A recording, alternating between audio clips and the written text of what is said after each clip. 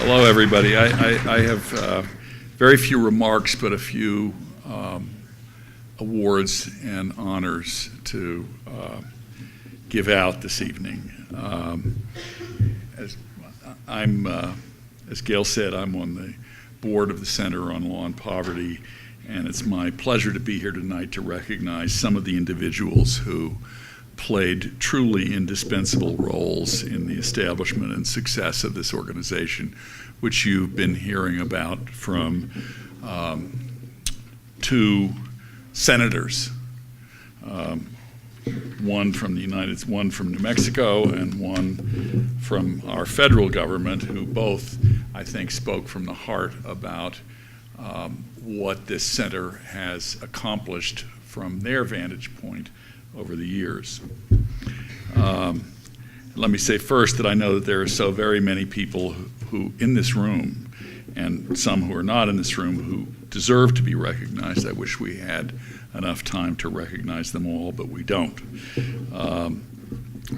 Many of you many of you in this room will recall what happened in the mid-1990s when the Center on Law and Poverty was formed, and the reason it came to be was the restrictions that were imposed on legal aid organizations receiving federal funds who were forbidden from participating in class actions and advocacy on the part of the poor as a whole, rather than on behalf of individual poor people who needed individual help.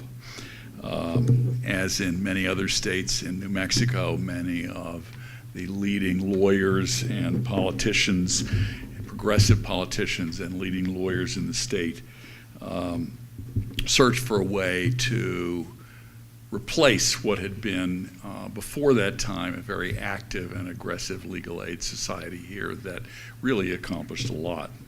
Here in New Mexico, there was a decision to transform the existing New Mexico Legal Services Support Project into a new and independent organization called the New Mexico Center on Law and Poverty. Both New Mexico Legal Aid and the DNA People's Legal Services generously agreed to forego some of their funding to establish the Center on Law and Poverty, which continues, as you've heard, to this day.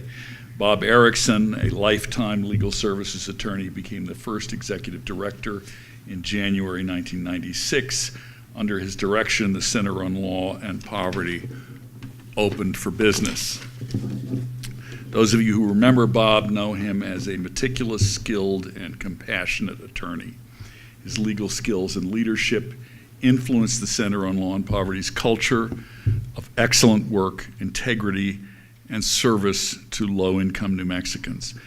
And these are the values that continue to make the center what it is today. His first thought always was for the poor and for the clients that the center represented. The center's first major effort was to join, I'm very, very proud to say, with my law partner, Joe Goldberg, in a successful challenge to then Governor Johnson's illegal attempt to unilaterally impose changes to the welfare rules, thereby kicking many, many poor families off assistance through the imposition of work rules that were significantly in excess of those required by the federal government. The rules were harming thousands of struggling New Mexicans and their families, and I know that for Joe, it was one of his proudest accomplishments, acting as lead counsel in that case, and became one of our law firms and one of this center's proudest accomplishments.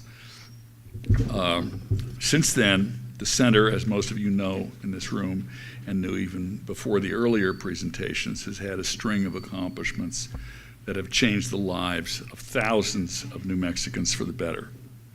Bob's daughter, Cecilia, his widow, Sherry, and their family are here, I believe.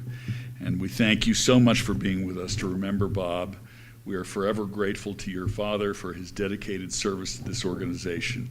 He touched the lives of so many people in New Mexico, including many people in this room.